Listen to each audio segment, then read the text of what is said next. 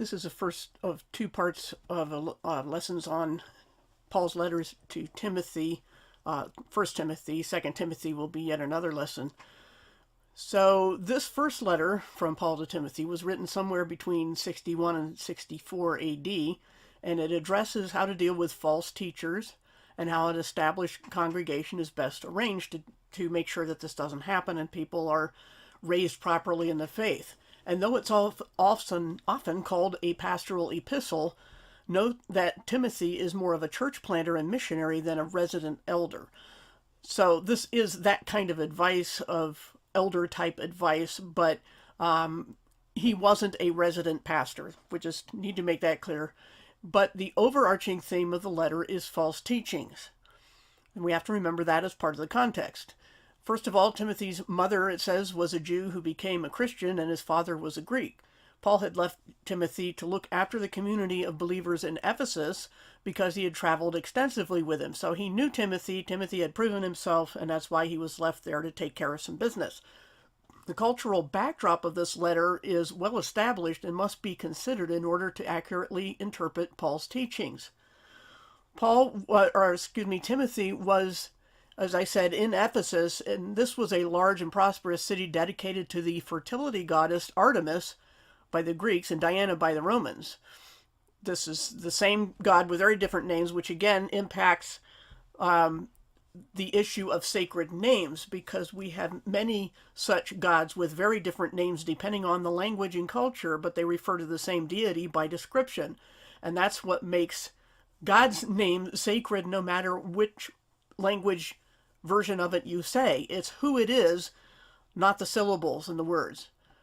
So this Artemis, or Diana, depending on whether you're Greek or Roman, this is the chief deity of the area in Ephesus. Women were especially drawn to this goddess because they believed she could protect them through childbirth. They also taught that woman was superior to man and possessed secret knowledge, and the worship rituals involved sex for the purpose of imparting this knowledge to men. So it was believed also that the priestesses were the descendants of the Amazons, who enslaved men to build the city for them. This is why they kept genealogies, or ologies. The difference is very subtle, but an alogy is the chart that you make, and an ology is the study of the chart. So anyway, they kept genealogies to prove their ancestry to these Amazons. And as Christianity spread there, some mixing of teachings arose. And one such teaching was that Eve, the superior, must have preceded Adam, to whom she imparted wisdom and made fully human, thus being his savior. So that's the false teaching they're dealing with there in Ephesus. It should be noted that the letter to the congregation in Thyatira that you can read about in Revelation 2:20 rebukes a woman referred to as Jezebel for what appears to be the same kind of practice as that of a priestess of Artemis. Again, we're going by description. The city was known for its trade guilds and worship of Apollo, and the fellowship meals of these guilds included offering food to idols followed by orgies. Apollo was the twin of Artemis, and his earthly oracle was to be a maiden, and later on a woman over 50, called the Pythia or Python. This you can also see in Acts 16:16, where a slave girl is called a Python in the Greek text. You won't see that in most translations. But this had to do all with the oracle of Delphi and worship of Apollo and his sister Diana or Artemis. So that, by description, is also why the woman named Jezebel in Revelation is being rebuked. And this, in turn, is the same kind of thing that was being done by the original Jezebel in the Old Testament. It has nothing to do with a woman not knowing her place at all. It has to do with idolatry and immorality. So this is what Paul is referring to as empty rhetoric from teachers who had no clue what they were talking about. They're obsessed with myths and genealogies, sorry I mispronounced it again, which distract them from the work of God. But notice that in the list of sins is homosexuality. The Greek word Paul uses here seems to be derived from Leviticus 18, and the context clearly indicates the sin of a man sharing the bed with another man. And you can see also Romans 1, 24 to 27, 13:13, and Hebrews 13:4. And though Paul didn't mention women here, he did so in Romans 1, 24 to 27, and the wording there leaves no room for claiming that this unnatural behavior Paul's talking about here involved anything but humans. That is, Paul is clearly talking about humans doing unnatural things with humans, not humans with fallen angels or animals, because some people trying to argue in favor of homosexuality will say, no, Paul is not forbidding that. He's forbidding bestiality and other such things. But he isn't. Of course, those things are condemned as well. But the point here is that we cannot exempt homosexuality or define the Greek word as not including perversion between humans. Now let's go down to verse 12. Paul is both encouraging and challenging Timothy to carry out his assignment without either fear or prejudice. And he names two such challenges who, like the man in 1 Corinthians 5, were to be handed over to Satan to be taught a lesson because they were shipwrecking the faith. Not individuals' faith, but the faith as a whole. But why did Paul name names here? In my opinion, he seems to be doing this sort of thing, naming names, when the people are posing a threat to the entire faith, and others needed to know who the subversives were. Later he'll mention another false teacher, but won't name her because she's simply deceived and not deceiving. Paul is a qualified teacher chosen by God in spite of what he once was. He had been the best of the Pharisees, according to Philippians 3:4-6, yet in God's eyes he was vile and sinful. And there are two important points to note. Not only did he have to give up his former ways when he was saved, can't overemphasize that, but he also had to give up his former status as a teacher until he had been properly informed, as he states clearly in Galatians 1:12 and 13. We have to keep these things in mind as we move on to chapter 2, because we're going to see a new believer who thought that they could just automatically qualify as a teacher because of what they had been before. So Paul is using himself as an example. He was a Pharisee, very highly trained, serving the one true God, and he had to be put in his place, start over at square one, humble himself, and learn before he could teach again. Now we're going to come across another person in that same situation, and that's what we'll see in chapter 2. So he starts, first of all, with some general statements, but before we get started in this chapter, we have to be aware of two rare words that Paul uses. The first is authentine, which was used in context of violence or sexual license in Greek literature. It was very rare, even then. It was never used to mean legitimate authority. In fact, it had no good connotations at all, and it appears only here in the entire New Testament. The second word like that only appears here in the entire New Testament is technogonies, which means the childbirth, either the act of birth or the raising of the child. And you can see, the verb form in 1 Timothy 5:14. First of all, Timothy is to tell the believers to pray for a peaceful life by praying for others, but especially for the secular leaders so that they would be left in peace. This is especially important given the preceding discussion, which Paul cites as the reason, the therefore. It's disingenuous to take this to mean we should pray for anything and everything a government might do. They're praying for peace to be maintained so they can operate as Christians, that's all.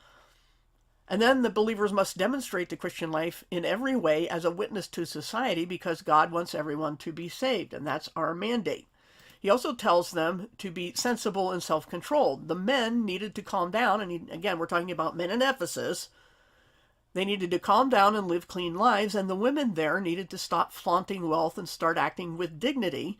And he compares this dignity with that of what is badly translated as just godly women. They were Judaism professors. They were teaching converts to Judaism. That's what these women did, and they were very dignified, and that's what Paul is telling Timothy to tell the women in Ephesus to be like, not like priestesses of Artemis who would flaunt their status.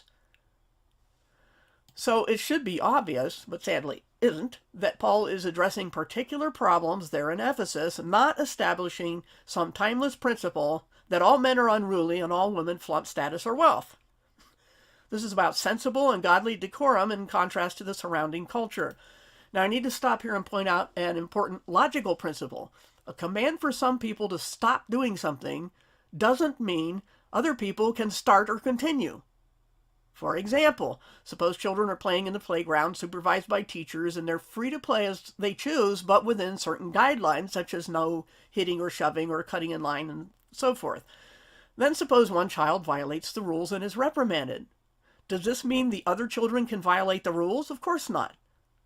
So when Paul tells a group of people to stop teaching falsehood, he is not at the same time permitting other people to start or continue. So by giving one reprimand to men and another to women, Paul is not saying men can flaunt wealth and women can pray with unclean hands. Now this seems like a no-brainer here, but we're about to have that no-brainer challenged. That's why I said all that. It seems so eye-rolling and obvious, but it's about to get twisted. Down in verse 11. One particular woman needs to go back to square one and be a humble student. Does that sound familiar? She cannot keep the status and practices of a priestess of Artemis, but must learn before she can teach again. This parallels Paul's own experience, as you hopefully recall. And per the logical principle we just established, the no-brainer one, Paul is not saying that men can authentine anyone. Let me read that again. Paul is not saying that men can authentine anyone. Tradition has claimed that Paul forbids any woman from exercising authority reserved for men, but that's as silly as saying that all the kids in the playground can ignore the rules since they weren't reprimanded. You see what's going on here? People will say, well, Paul told women not to authentine, so that means men can. That's ridiculous.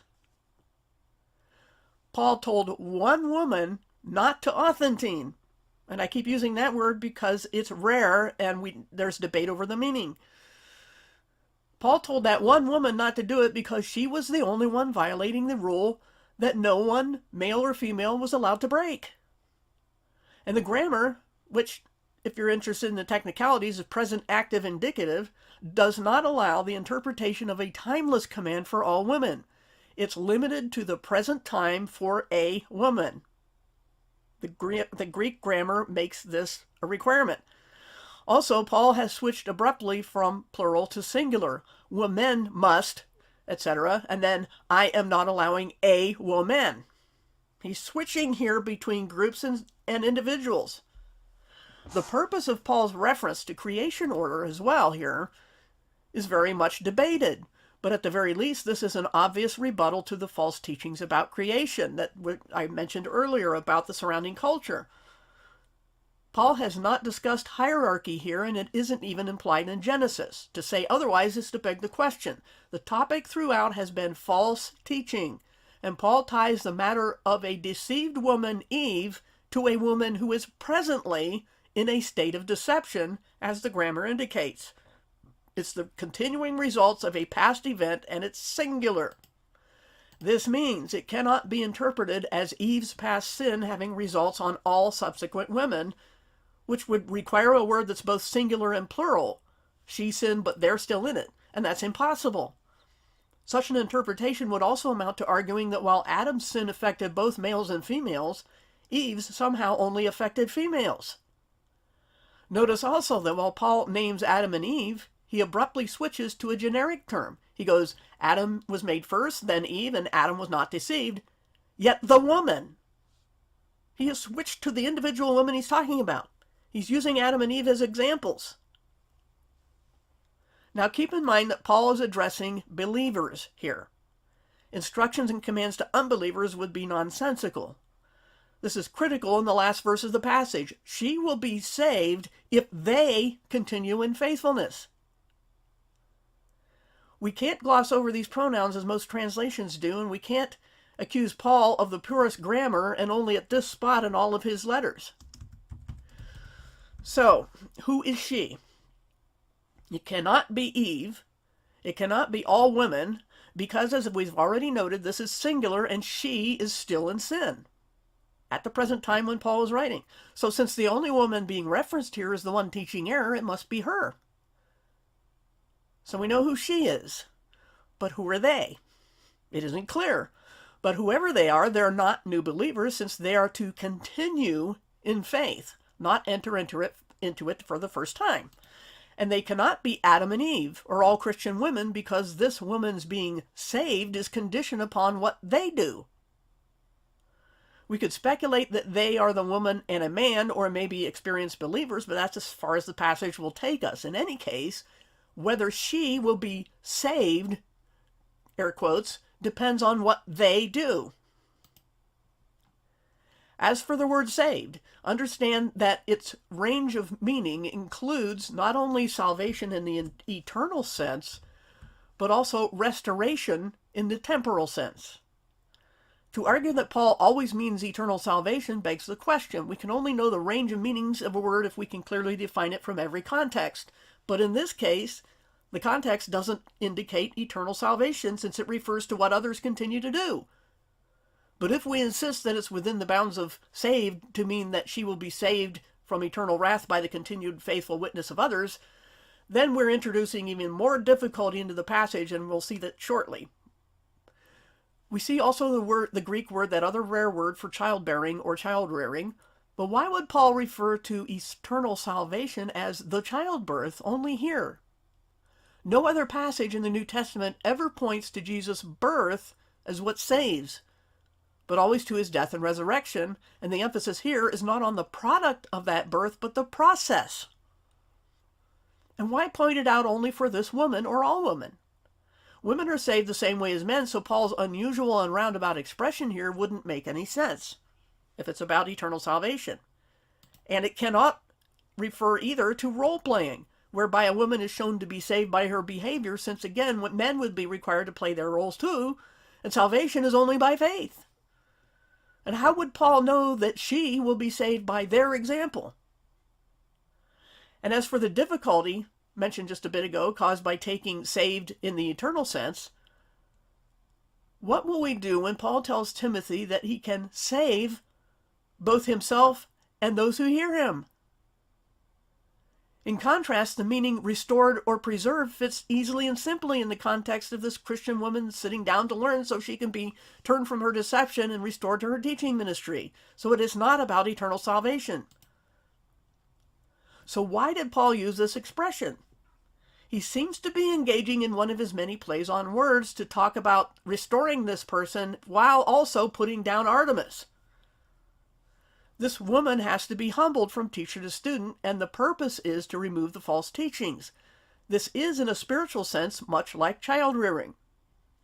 If we say she was not yet saved, and because we insist that he must be talking about eternal salvation every time that word is used in the Greek, then we must wonder why the congregation would ever have let her teach in the first place, and why she's allowed, really commanded, to learn and grow if she had not yet been spiritually born. In other words, Paul's attention to this issue makes no sense at all if the woman in question isn't even a believer. So this childbirth is the mentoring that they will provide whoever they are. Do you get the picture here? There's this Artemis worship. People are being saved from it, but as some of them were former priestesses, they couldn't just walk in and be Christian teachers. That's all Paul's saying here. And his reference to creation order is all about deception, not a woman not knowing her place, not male entitlement.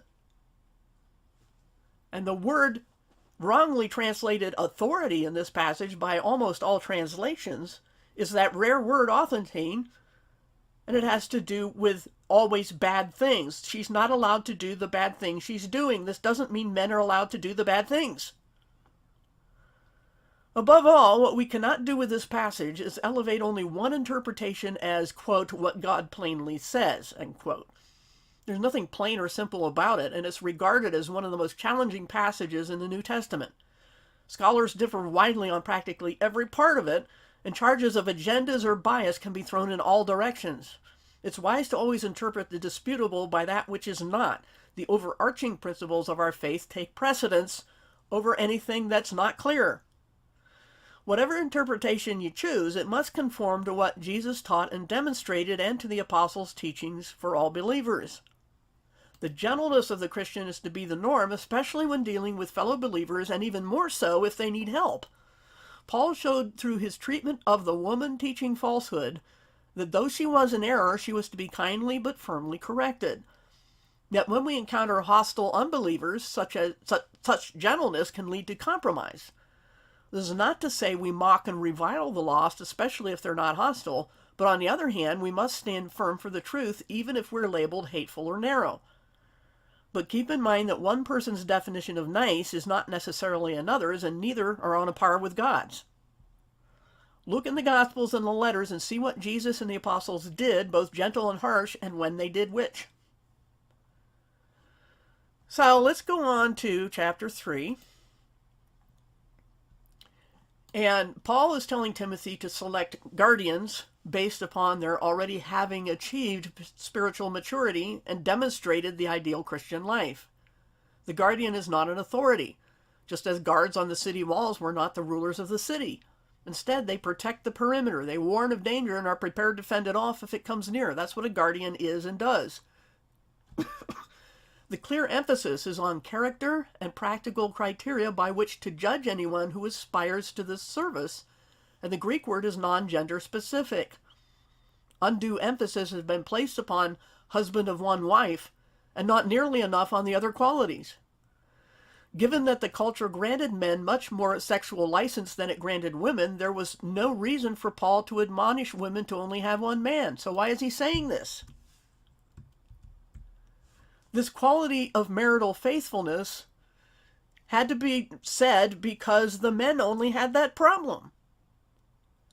And it's followed by the need, also the requirement to be calm and self-controlled, as well as being responsible and reliable. This does not describe the worldly alpha male that you see preached a lot by some denominations especially, but the good shepherd. That's what a guardian is. And neither is this on-the-job training, but the recognition of a life already dedicated to God, shown by time, experience, and teaching. Now, though many translations say any man who aspires, the Greek word only means anyone. And we come to another logical principle. If husband of one wife means the guardian must be male, then it also means much more. He must be married, he must have children, and those children must be well behaved. It's a fallacy called special pleading to pick only one item from the list as binding while making the others optional, since all of them are said in the same sentence and given the same weight. But don't verses 4 and 5 mean men rule the home? Some will take it that way. Not at all. Especially since this same Paul says in 5:14 and Titus 2:5 that women in that time were charged with this responsibility. Even with the wrong meaning of head, a husband being head of his wife does not make him head of the family or household. Paul says the exact opposite expressly. The woman is to do this. Notice also verse 6, where Paul forbids anyone being designated a guardian if they're a new believer. Such people are at risk for becoming conceited, and the congregation has not had time to observe them to see if they live out the teachings consistently in public. Even the most worldly online communities know that you don't give new members a high rank, but most Christian communities don't seem to even meet the lowest standards of common sense. Everybody knows you don't do that. You have to test and observe people over time. So we're going to stop here because there's just too much to cover in one lesson, and in the next one we'll see very similar qualifications for people traditionally called deacons, but they're really attendants, starting in verse 8, and then we'll finish the letter in that lesson.